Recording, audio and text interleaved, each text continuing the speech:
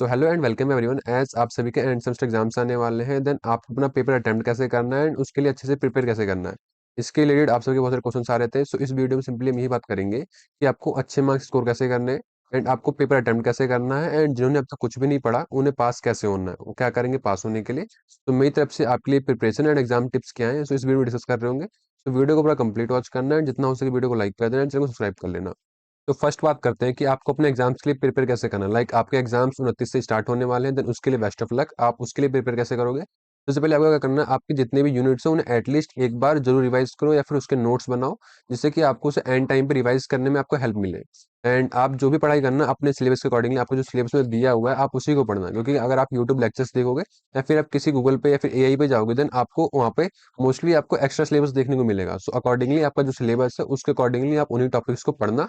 And जो आपकी definition topic wise दी गई है, लाइक आपको कोई भी डेफिनेशन या फिर कोई भी आपको एक्सप्लेनेशन दिया गया है आपके उस टॉपिक का, देन एग्जैक्टली उसे याद करना है, एग्जाम में एग्जैक्टली वही लिख के आना। बिकॉज अगर आप अपनी तरफ से बना के लिखोगे देन उसमें कुछ भी मिस्टेक्स होने के चांसेस रहेंगे, बट आप एग्जैक्टली जो आपकी बुक्स में दी गई है या फिर आपने जो याद करा है, अगर आप उसे एग्जैक्टली लिखोगे देन उसमें आपके मार्क्स कटने के चांसेस बहुत ही कम होते हैं।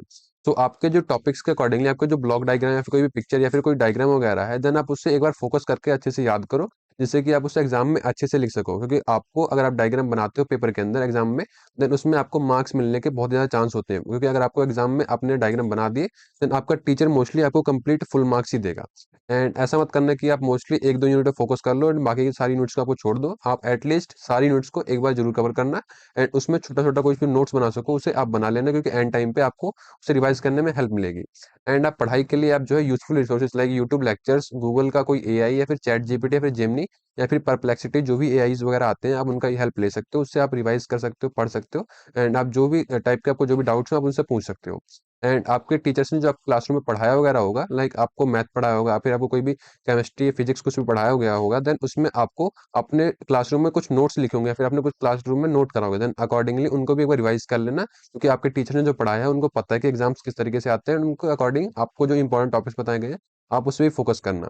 एंड आपका जो नाइन्थ एंड लास्ट टॉपिक है इसके अंदर, आप जो अपने लास्ट ईयर के पीवाईक्यूज हैं, लाइक आपको अगर लाइब्रेरी से मिल जाता है या फिर आपको किसी सीनियर से मिल जाता है या फिर आपको हमारी वेबसाइट के ऊपर या फिर टेलीग्राम चैनल के ऊपर हमारे पास जो भी रिसोर्सेज थे पीवाईक्यूज के हमने शेयर कर रखा है, देन आप जाके वहां से भी हेल्प ले सकते हैं।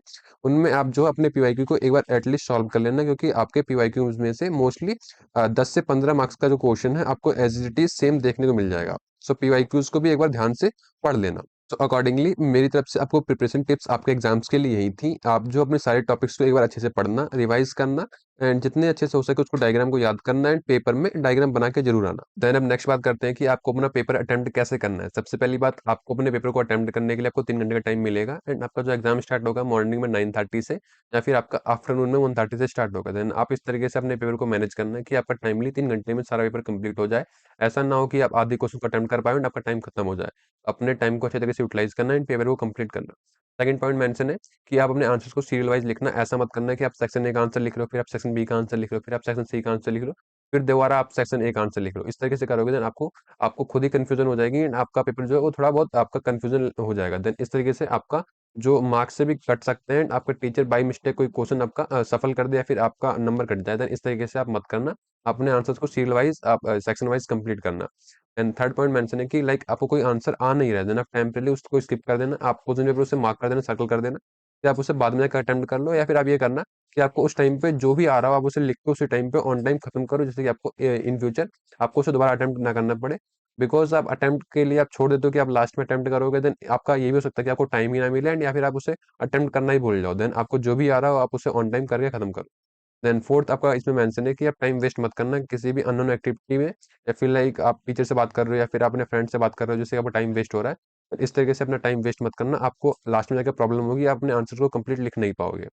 देन आपका फिफ्थ पॉइंट मेंशन है कि एमसीक्यूज में आप जो है अपने फ्रेंड की हेल्प ले सकते हो। मे बी आपको एमसीक्यूज में उनकी हेल्प मिल जाए, बट आप ट्राई करोगे आप थ्योरी में हेल्प लेने की, देन आप नहीं ले पाओगे एंड आपका टाइम वेस्ट होगा। एंड आपको चीटिंग करने का अलाउड नहीं होता, देन आप चीटिंग भी नहीं कर पाओगे। देन इस तरीके से आप एमसीक्यूज में हेल्प ले सकते हो, बट आप थ्योरी में हेल्प नहीं ले पाओगे, आपको टाइम वेस्ट होगा एंड अपने क्वेश्चन को अटेम्प्ट नहीं कर पाओगे। एंड ट्राई करना, आप जितने भी क्वेश्चन हैं उन्हें अटेम्प्ट करने की ट्राई करना। एंड ये उन बच्चों के लिए स्पेशल है जिनको कुछ नहीं आता। आपको आए या ना आए, आप जितने भी मैक्सिमम आप जितने आंसर्स को अटेम्प्ट कर सकते हो सारे के सारे अटेम्प्ट करके आना। आपको उसके लिए कुछ भी नहीं आता, देन आपको जो भी आता है आप उसमें लिख लेना। ऐसा मत लिखना आप उसमें कोई गाना लिखे और ऐसे गाना वाना मत लिख के आना। आपको जो भी आता है, उस टॉपिक से रिलेटेड, उस आपके चैप्टर से रिलेटेड आप उसमें अटेम्प्ट ज़रूर करके आना।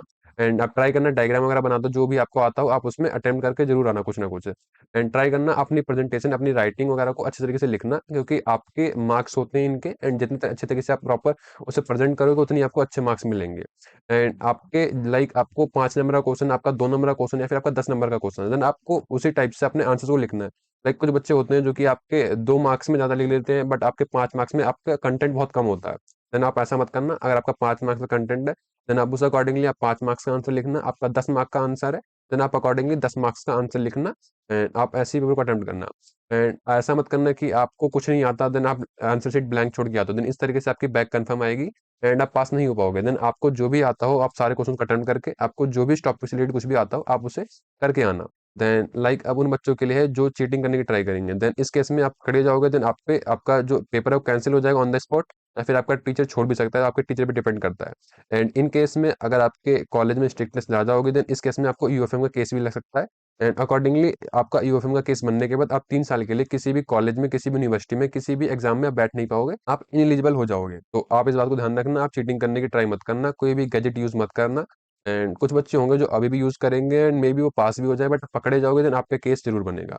एंड लास्ट ईयर भी मोस्टली 200-300 बच्चों के आसपास जो हर कॉलेज में मिला के आपके यूएफएम के केस बने हैं। देन अकॉर्डिंगली इस बात का ध्यान रखना। तो अकॉर्डिंगली मेरी तरफ से आपको एग्जाम्स के लिए कैसे प्रिपेयर करना है, एग्जाम्स के टाइम पे आपको पेपर अटेंड कैसे करना है, मेरी तरफ से आपको सारी टिप्स यही थी। एंड अब बात करते हैं जिन्होंने अब तक कुछ भी नहीं पढ़ा उनका क्या होगा।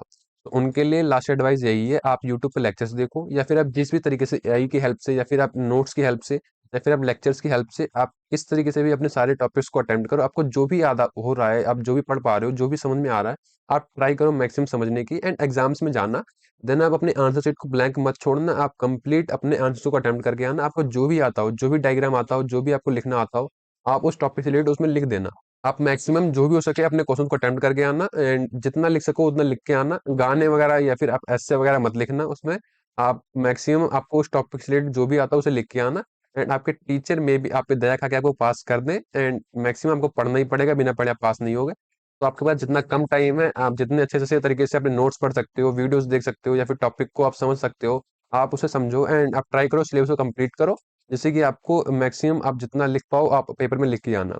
देन आपका एडवाइस यही है, आपको पढ़ना पड़ेगा एंड पेपर में अटेम्प्ट कंप्लीट करना पड़ेगा, एंड आपको कुछ ना कुछ लिख के आना पड़ेगा। देन आप तभी पास होगे, ऐसे पास नहीं हो पाओगे। एट द एंड आपको पढ़ के ही पास होना है, बिना पढ़े आप पास नहीं हो सकते। एंड अगर आप चीटिंग की ट्राई करते हो, फर्रे लेके जाते हो, देन मे बी आप एक एग्जाम में, 2 एग्जाम में, या फिर 3 एग्जाम में, या फिर सारे एग्जाम में पास हो जाओ, बट आप कभी ना कभी पकड़े जाओगे, एंड उस केस में आपके ऊपर केस बन सकता है। तो इस बात को ध्यान रखना। एंड जिन बच्चों ने ऑलरेडी पढ़ रखा है, आप अपना रिवाइज करो, एंड पेपर में अच्छे से अटेम्प्ट करो, 3 घंटे में आप कंप्लीट यूटिलाइज करो, एंड आप अपनी हैंड राइटिंग क्लियर रखना। पेपर को कंप्लीट अटेम्प्ट करना, डायग्राम्स बनाना, एंड अपनी राइटिंग को अच्छे रखना, आपको मार्क्स मिल जाएंगे एंड आप अच्छे तरीके से पास हो जाओगे। तो मेरी तरफ से फाइनल टिप्स यही थी। अगर कोई क्वेश्चन है, कुछ पूछना है तो आप नीचे कमेंट बॉक्स में या फिर इंस्टाग्राम पे डीएम कर सकते हो। तो इस वीडियो में इतना ही। वीडियो को लाइक कर देना, चैनल को सब्सक्राइब कर देना। मिलते हैं नेक्स्ट वीडियो में, तो तब तक के लिए टेक केयर।